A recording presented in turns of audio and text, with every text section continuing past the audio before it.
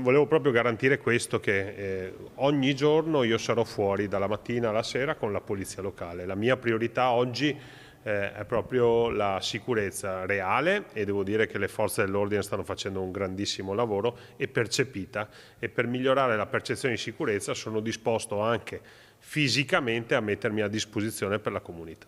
Realtà o percezione è un impegno ufficiale quello del primo cittadino di Treviso Mario Conte, pronto a scendere letteralmente in strada ogni giorno accanto alle donne e agli uomini della polizia locale. Nelle scorse ore il primo vero pattugliamento con dei ragazzi che sono stati avvicinati dallo stesso sindaco e che poi sono stati identificati e controllati dagli agenti che peraltro hanno mostrato a Conte i movimenti di qualche solito noto nei vari quadranti della città. Utilizzeremo tutti gli strumenti a disposizione e gli renderemo la vita impossibile. Il messaggio del sindaco, che sembra preannunciare una stagione di tolleranza zero, anzi doppio zero, come amava spesso ripetere Giancarlo Gentilini. È un volto noto il diciottenne, ora sottoposto a obbligo di dimora, che nei giorni scorsi ha sferrato un pugno in pieno volto a un agente del comando di via Castello d'Amore, intervenuto per sedare una lite in lungo Sile Mattei. Ma l'allerta sicurezza è generale e riguarda la Marca intera, nel mirino di più bande di ladri. Colpi si sono registrati nelle ultime sere a Biancadere, Frontolo, Barbisano di Pieve di Soligo, una scia delinquenziale che ha riportato in auge la proposta di ronde da parte di cittadini come a Roncade. È comprensibile che possano esserci anche